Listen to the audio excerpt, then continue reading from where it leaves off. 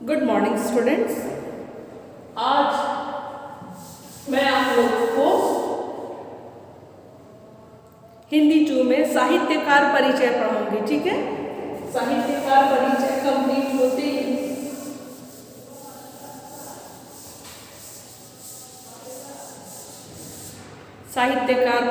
Complete होते ही मैं next chapter, ठीक है, नेक्स्ट चैप्टर मेरा विद्यार्थी जीवन पढ़ाऊंगी। ठीक है, तो साहित्यकार परिचय में आप पेंसिल लेकर बैठिएगा। ठीक है, पेंसिल लेकर बैठिएगा ताकि मैं बता सकूं कि सबसे पहले यहाँ पर मैं ये बता दूं कि यहाँ कुछ साहित्यकार के नाम दिए गए हैं, उनके पिक्चर भी दिया गया है और उसमें उनकी उपलब्धि के बारे में, उनके जन्म मृत्यु के साथ साथ उनकी उपलब्धियों के बारे में लिखी गई है कि वह क्या क्या हासिल किए हैं, उन्होंने कितनी सारी चीज़ें, किताब लिखे हैं और उन्हें कौन कौन से पुरस्कार मिले हुए हैं। ठीक है, कौन कौन से पुरस्कार मिले हैं। तो सबसे पहले रामधारी सिंह दिनकर जो है वो पद्म भूषण है, वो राष्ट्र क्या नाम है, साहित्य अकादमी पुरस्कार उन्हें मिले, ज्ञानपीठ पुरस्कार तक मिले हैं और वह बहुत सारे गद्य रचनाएं किए हैं। उन्होंने बहुत ही फेमस है, आप अपने बुक में भी पढ़ते होंगे रामधारी सिंह दिनकर के बारे में।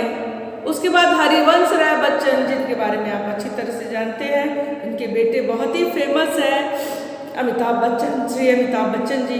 ठीक है ना, और फिर वो उनका तो बहुत सारा, एक तो मधुशाला जो है वो तो बहुत ही ज़्यादा फेमस हुआ था, और फिर सूर्यकांत त्रिपाठी निराला, जिसके बारे में आप जानते हो, वो बंगाल के मेदिनीपुर गांव के जिले के रहने वाले थे और फिर उन्होंने इतने सारे लिखे।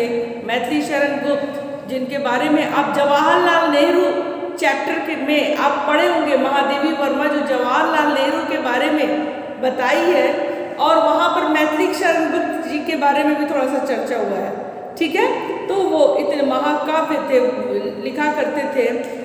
और उसके बाद महादेवी वर्मा, वे भी बहुत सारे, वो खास तौर से अपने आसपास की चीज़ों के बारे में लिखती थी, जैसे कि उनके घर में गिलहरी थी, उसका नाम देकर कुत्ता उसके नाम पर, और फिर जितने भी नेता जो अपने देश के लिए कुछ न कुछ किए, उनके बारे में वह लिखी। श्री जयशंकर प्रसाद भी कुछ इसी तरह से लिखा करते थे। उसके साथ आया माखनलाल चतुर्वेदी, जिनका बहुत ही फेमस पोएम है, कविता है, पुष्प की अभिलाषा। ठीक है, बहुत ही अच्छा, बहुत ही फेमस पोएम है। ठीक है, उसके बाद आया भारतेंदु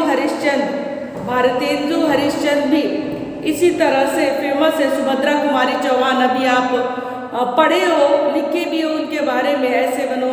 ठीक है, मुंशी प्रेमचंद, इनके बारे में भी आप पढ़े हो, इनके आप जानते हैं कि वो गांव से जुड़े हुए थे, गांव के बारे में वो लिखा करते थे। सुमित्रा नंदन पंत भी है, उसके साथ साथ डॉक्टर शिवमंगल सिंह सुमन, ठीक है, ये लिखा करते थे। ठीक है, चलिए मिट्टी की ओर, ये जितने भी लिखे गए हैं ये सब के सब रचनाकारों के नाम लिखिए, बुक एक्सरसाइज में रचनाकारों के नाम लिखिए, ये आप खुद देख कर लिखिएगा, सब कुछ यहाँ लिखा हुआ है। ठीक है ना, जन्म तिथि, इनका कौन सा ईस्वी में जन्म हुआ है वो भी लिखा गया है, साथ साथ मैच इट यह लिखिएगा। ठीक है, नंबर के द्वारा लिखिएगा। मैं आपको एक बात बता दूं, ध्यान से सुनिएगा, मैं आपको बात ये बता दूं कि यह क्वेश्चन, इनके जितने भी क्वेश्चन हैं ये बहुत ही इंपॉर्टेंट है, ये बहुत ही इंपॉर्टेंट है। ठीक है, तो इस बात को ध्यान में रखिए। ठीक है, इस बात को ध्यान में रखिए, एग्जाम में यह क्वेश्चन आ सकता है। ठीक है, अब मैं पढ़ाऊंगी मेरा विद्यार्थी जीवन। मैं थोड़ा सा चर्चा करना चाहती हूँ मेरा विद्यार्थी जीवन के बारे में। ठीक है,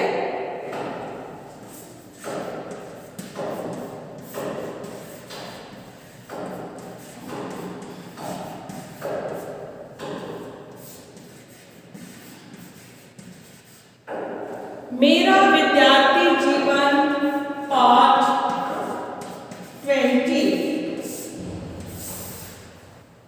ठीक है, मेरा विद्यार्थी जीवन पाठ 20। ठीक है, चलिए।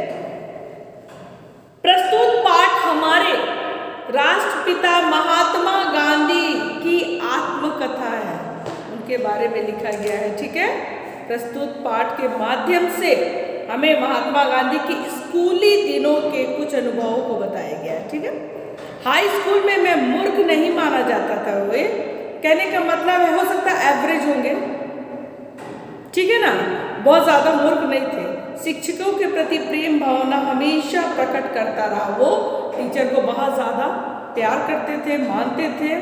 ठीक है ना, हर साल माँ बाप को विद्यार्थी की पढ़ाई व चाल चलन के संबंध में प्रमाण पत्र भेजे जाते थे। तो पहले के ज़माने में जो कैरेक्टर सर्टिफिकेट जो है बच्चों का, वो हर साल घर उनके भेजे जाते थे। ठीक है, घर भेजे जाते थे, जिनमें इनका भी भेजा जाता था।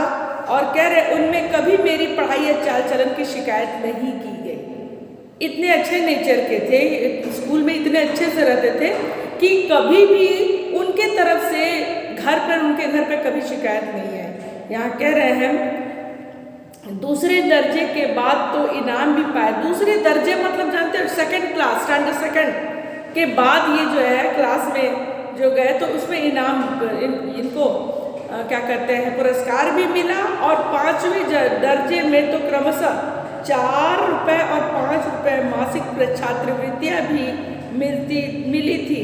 अब स्टाइपेंड भी इनको मिलता था। क्लास 2 के बाद इनको 4 रुपये मिलता था और क्लास 5 के बाद 15 रुपीज़। तो उस जमाने में आपको मैं बता दूँ कितना है, 4 रुपीज़ 15 रुपीज़ बहुत ज़्यादा हुआ, बहुत मायने रखता है। ठीक है ना, ये मिला करता था। क्यों? क्योंकि इनका स्कूल में इनका व्यवहार बहुत अच्छा था। ये सब तो सीखने वाली बात है आप लोगों के भी।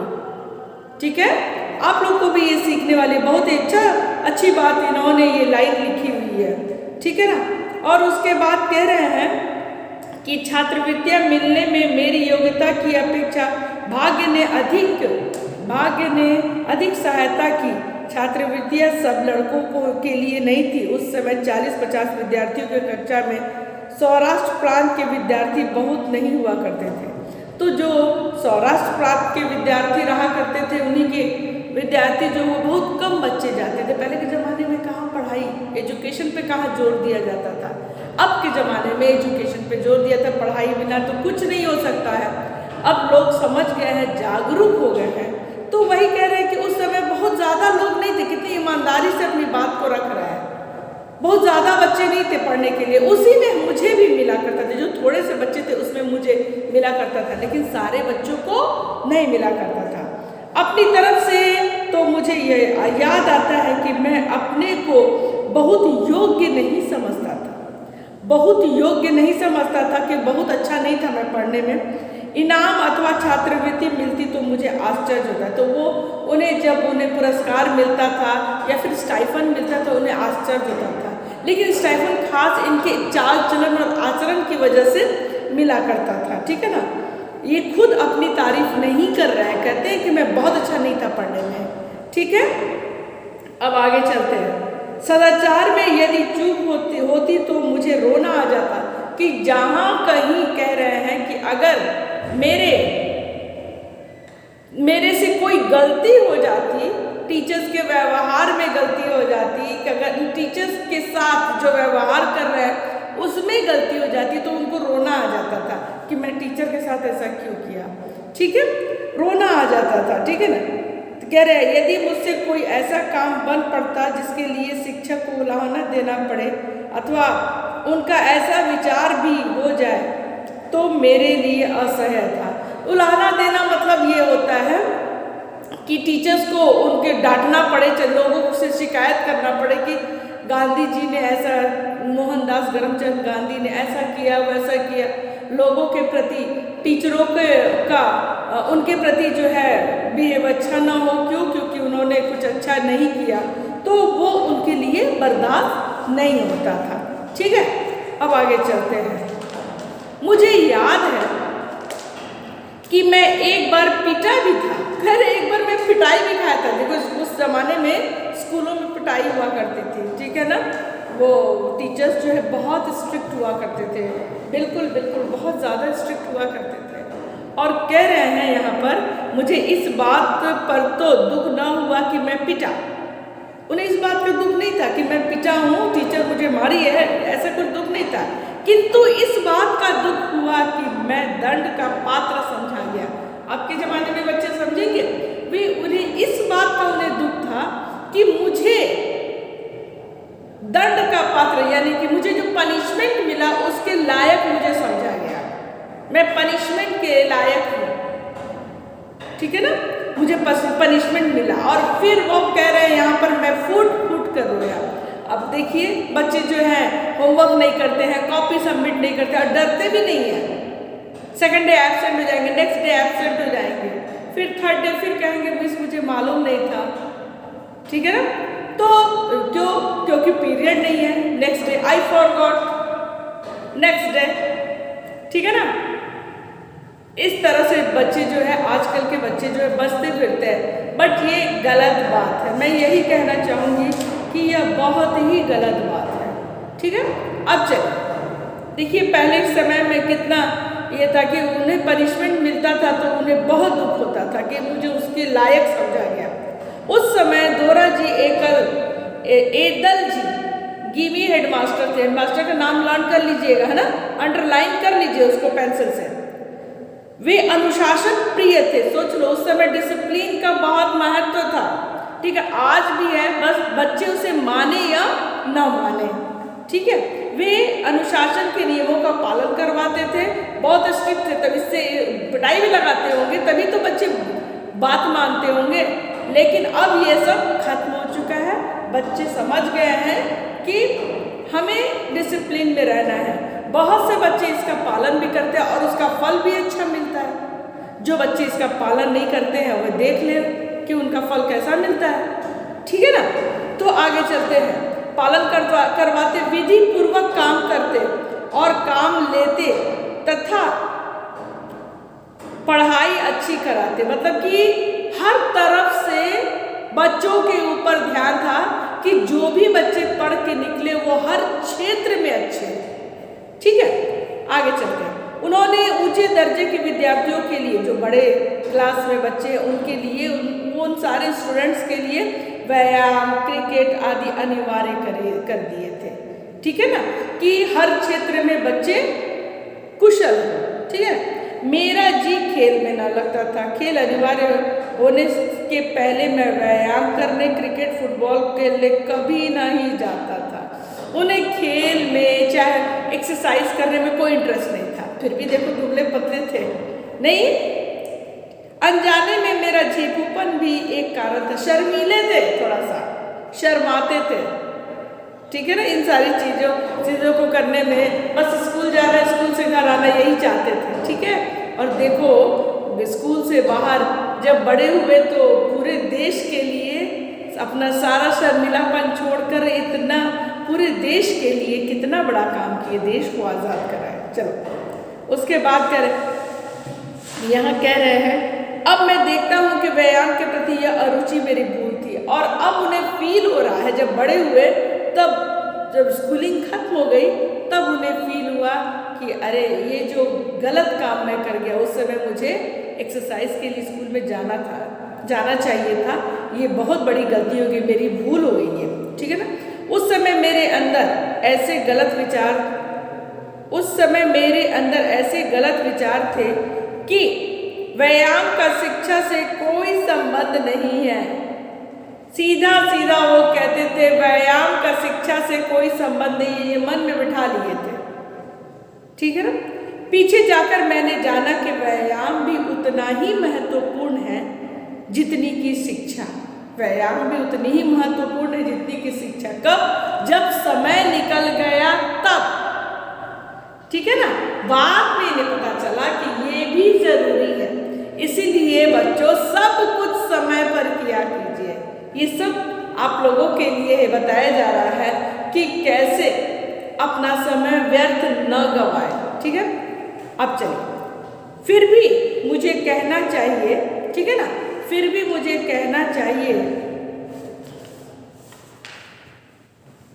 कि कसरत में न जाने से मुझे कोई नुकसान नहीं हुआ। एक्सरसाइज करने नहीं गए तो उन्हें कोई नुकसान नहीं हुआ। कह रहे इसका कारण है, पुस्तकों में मैंने पढ़ा था कि खुली हवा में टहलना सेहत के लिए अच्छा होता है। मतलब किसी न किसी तरह से व्यायाम से जुड़ा रहना। वो कहीं ना कहीं पढ़े थे कि खुली हवा में टहलना बहुत अच्छा होता था, तो उस जमाने में तो उतना घर नहीं होता था, तो वो खूब टहला करते थे, ठीक है ना, खूब टहला करते थे। यह मुझे पसंद आया और तभी से घूमना अच्छा लगने के कारण घूमने जाने की मुझे आदत पड़ गई, जो अब तक है। तो कहने का मतलब ये है कि वो कहीं पढ़े कि खुली हवा में घूमना सेहत के लिए अच्छा है, तो इनको ये अच्छा लगा, एक्सरसाइज से ज़्यादा बेटर लगा, ठीक है, खेलने से ज़्यादा बेटर लगा, और फिर वो घूमना शुरू कर दिए। और कह रहे हैं, जब ये लिखे तब ये कह रहे हैं कि अब तक मैं भी ये काम करता हूँ, घूमने जाता हूँ, टहलने जाता हूँ। घूमना भी एक प्रकार का व्यायाम है और इस कारण मेरा शरीर थोड़ा बहुत सुगठित हो गया। तो पतले दुबले थे तो अच्छा हो गया। और आपको पता है कि गांधी जी तो अंत तक पतले ही दुबले थे, है ना, लेकिन सुडौल बॉडी था, अच्छा था, ठीक है ना। और रुचि का दूसरा कारण था पिताजी की सेवा शुश्रूषा करने की तीव्र इच्छा। देखो, पढ़ाई के साथ साथ वो अपने पापा की सेवा भी करना चाहते थे, इसलिए वो नहीं जाते थे। कहाँ नहीं जाते थे? खेलने, स्कूल की तरफ से खेलने या फिर व्यायाम में, ठीक है, नहीं जाया करते थे। स्कूल बंद होते ही तुरंत घर पहुंचकर उनकी सेवा में जुट जाता, और जैसे ही स्कूल बंद होता था तुरंत घर पहुंचकर वो सेवा में जुट जाते थे।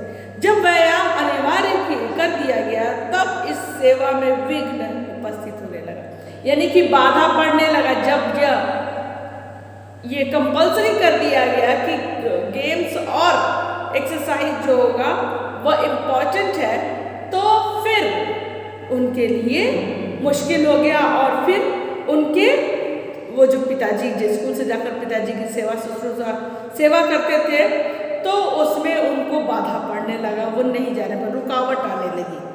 मैंने अनुरोध किया कि पिताजी की सेवा करने के लिए व्यायाम से मुझे मुक्ति मिलनी चाहिए, परंतु गिमी साहब क्यों कर मुक्ति देने लगे।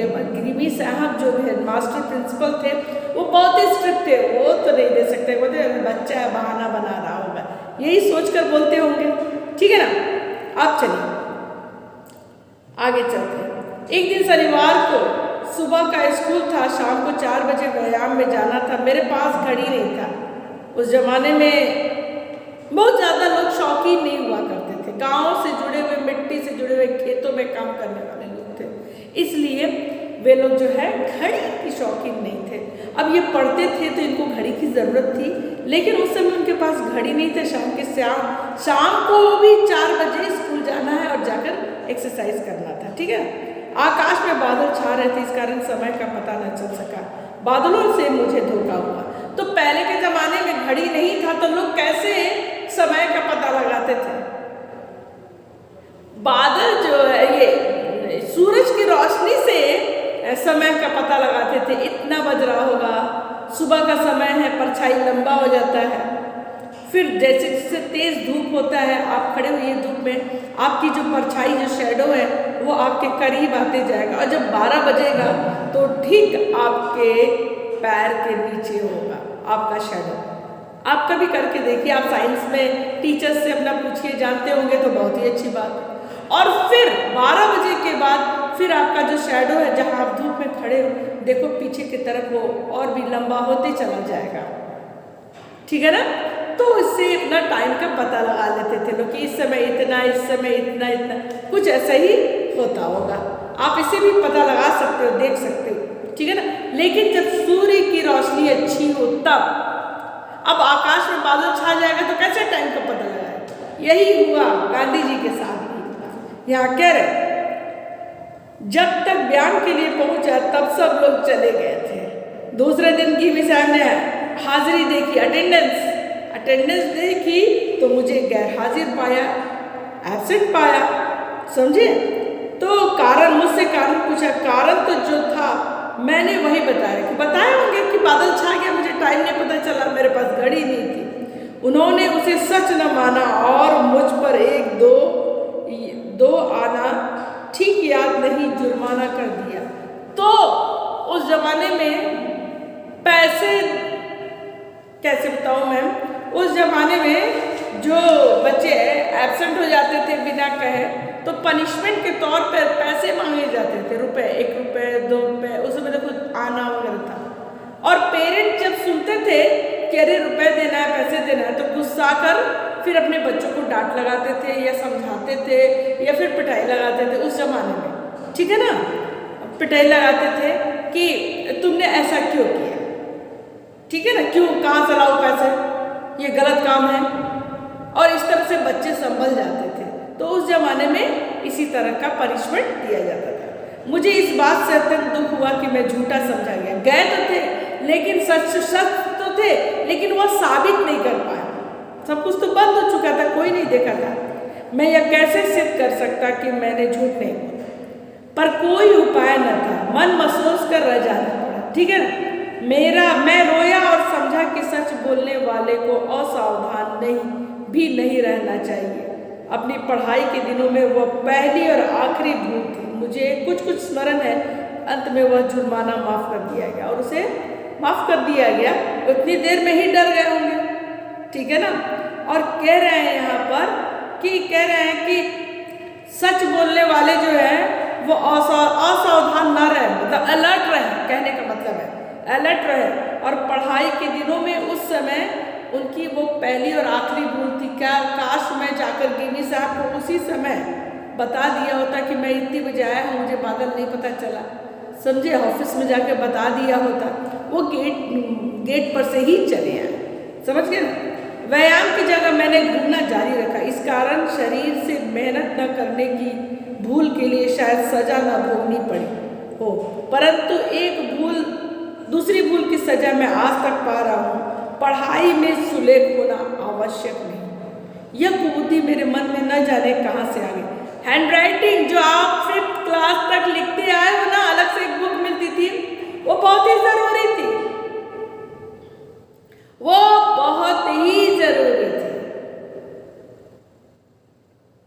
समझ में आई मेरी बात।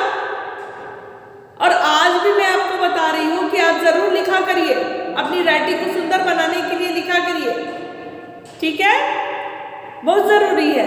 इससे आपकी पहचान बनेगी। थोड़ा कहीं भी, कोई भी न्यूज़पेपर से भी लेकर लिखा करिए ना, हिंदी इंग्लिश में कुछ भी, ठीक है ना, लेकिन अच्छी चीज है, ठीक है ना। चलिए यहाँ पे कह रहे हैं, अब वो ये कह रहे हैं कि मेरी राइटिंग अच्छी नहीं थी और मेरे मन में बसा हुआ था कि पढ़ाई से इस राइटिंग का कोई मतलब नहीं है, ठीक है ना। कह रहे हैं न जाने कहाँ से मेरे मन में आ गई, जो ठेठ विलायत जाने तक रही, मतलब कि अंतिम समय तक रही। जब विदेश चले गए तब तक इनके मन में यही थी, अरे पढ़ाई से राइटिंग का क्या मतलब। खासकर दक्षिण अफ्रीका में, जहाँ वकीलों के और दक्षिण अफ्रीका में जन्मे वो पढ़े युवकों के मोती की तरह अक्षर थे, बहुत ही खूबसूरत अक्षर थे, उनकी राइटिंग थी, ठीक है ना। तब तो मैं बहुत लजाया और पछताया, तब उन्हें बहुत दुख हुआ, ठीक है ना, तब उन्हें बहुत दुख हुआ, शर्म आने लगी उन्हें। मैंने देखा कि लेख का खराब होना अधूरी शिक्षा की निशानी है। और कह रहे हैं हैंडराइटिंग का खराब होना आधी अधूरी शिक्षा की निशानी है। इनको इस बात का बहुत दुख, ठीक है। तो बच्चों आगे का पार्ट मैं नेक्स्ट डे पढ़ाऊंगी, ठीक है, कोई प्रॉब्लम। और फिर बुक का एक्सरसाइज भी मैं करवाऊंगी, ठीक है, बुक का एक्सरसाइज भी करवाऊंगी और साथ साथ मैं क्वेश्चन आंसर लिख के दूंगी ताकि आप उसे आराम से लिख सकें, ठीक है। तब तक के लिए आप पढ़ते रहिए।